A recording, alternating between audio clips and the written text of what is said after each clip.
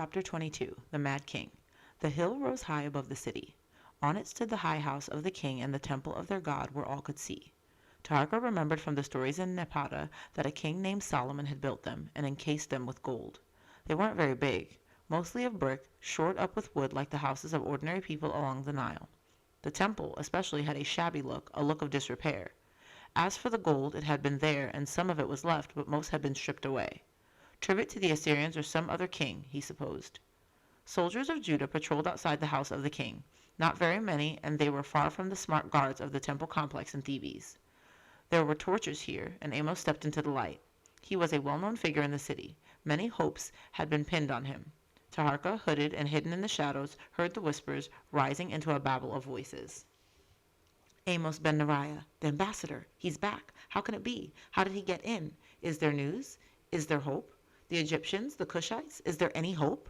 Then all discipline collapsed. They pressed in on him, hands reaching out to touch him, eyes searching his face, hungry for hope, one last hope for life.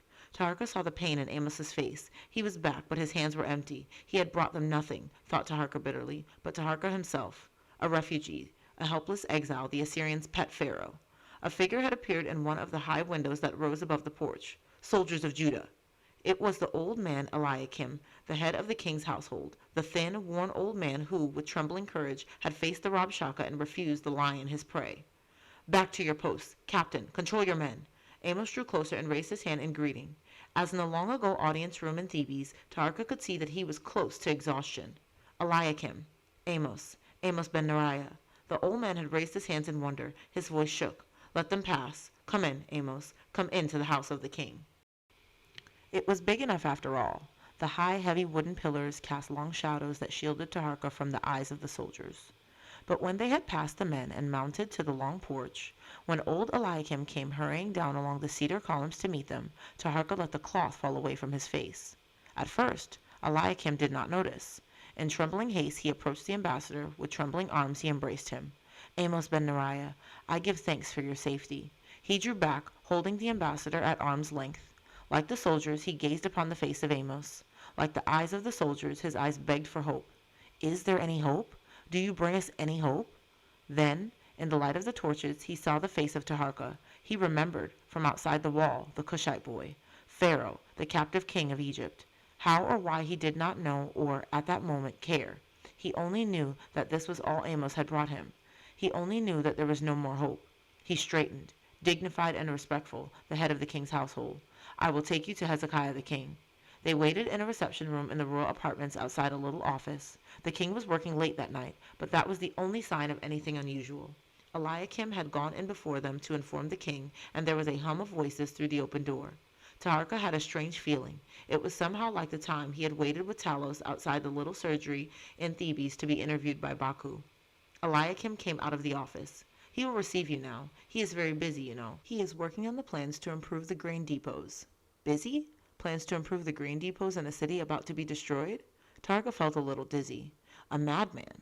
He was about to be presented to a madman. With real apprehension, he followed Amos into the office. A secretary was rolling up his papyrus, gathering up his writing tools. He looked unhappy. The other man, resting on cushions, was talking softly, urgently. And you make it plain to Nahum. The sheds face south. South. Yes, Lord, but he isn't going to like it. He doesn't have to like it. Who is king here? And who's the carpenter? The shadows fell across the light. The man on the cushions raised his eyes. Then, slowly he rose to his feet. The mad king. He was not very big either.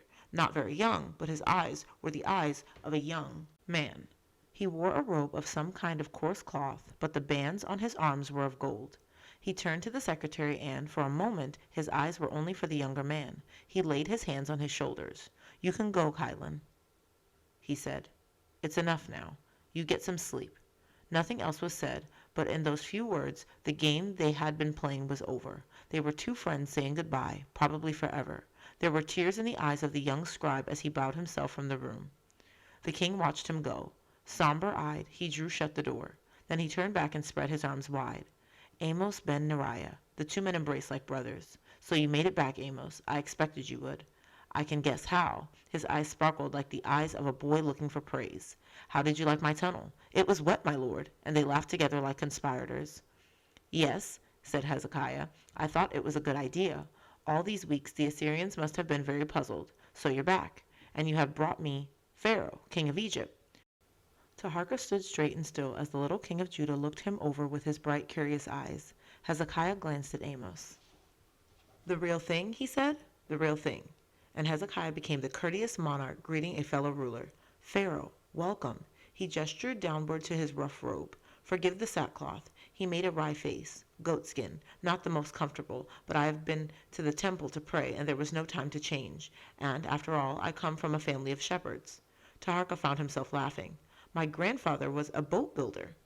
"I would offer you food, but it seems the last of it is gone." Hezekiah spoke as if this were some minor annoyance. He gestured them to the cushions and drew up a chair for himself. "So," he said, "welcome to our city. You have courage to come here," he added dryly. "Some would call it something else." Two mad kings, thought Taharka, but he said only, "I had no place else to go." "I'm sure there were other choices. We saw one of them yesterday at the wall. How did you get away from them?" He listened with interest as Taharka and Amos recounted the escape. When they told of the death of the guard, the strange collapse of the sentry at the spring, his face sobered, his eyes became intense. "Strange," he said softly. "Strange, like an omen. Like a prophecy." There was a pause, and then he asked, "But how did Pharaoh come to be here and not with his army? How were you captured?" Briefly Amos sketched the story of the last few weeks, the death of the taster, the escape from the great house in Thebes, Shabbataka's treachery, the crossing of the desert. At the end Hezekiah commented, "So they let you down through a window, like our King David. It seems it's as well for kings to have strong legs." His interest prompted Taharka to speak. He was telling Hezekiah more and more things he had almost forgotten. Hezekiah was fascinated by the story of Baku and his patients, of Taharka's trials as a physician's apprentice. "I would have liked that. What an opportunity for a young man born as you were born. Do you realize your good fortune?" And at the story of the healing of Sabi. "Why, that's what they did for me when I was so ill from a boil.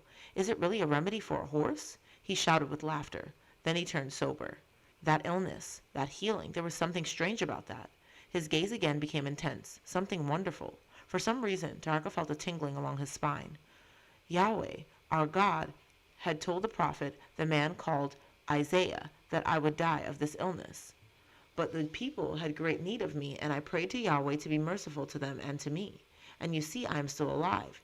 He sent me a sign, a great one." "Yes," whispered Taharka, "I remember. The earth trembled and the shadow on the sundial moved back. The sun moved back. So you saw it." A God of mercy, thought Taharka, a God who could heal a king by moving back time. But had Hezekiah been saved from the illness only to die by the hand of the Assyrians? They fell silent.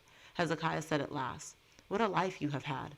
What choices you have been offered. What choices may still lie ahead." He looked at him as if searching for something behind his eyes. "What is it you want?" What did he want? He wanted to live. That was what he wanted, and it seemed that that was what he could not have. The sky, through the windows, was not so dark now. Dawn would come soon, the last dawn he would ever see. Still, Hezekiah's eyes compelled him to think. "I don't know," he said at last. "To live as a man, maybe. Just a man. To walk among the people," he thought. "To laugh with my friends. To find work again. To help and heal. That or the double crown of the two lands, the docks at Napata, the black mud of the Nile. Shep-Nuset. All these came with the double crown. But it was given to me by chance," he thought, "and taken away again. I cannot have it back.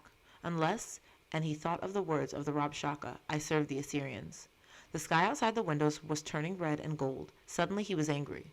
What were they talking about anyway? Was this man really mad? Really a fool after all?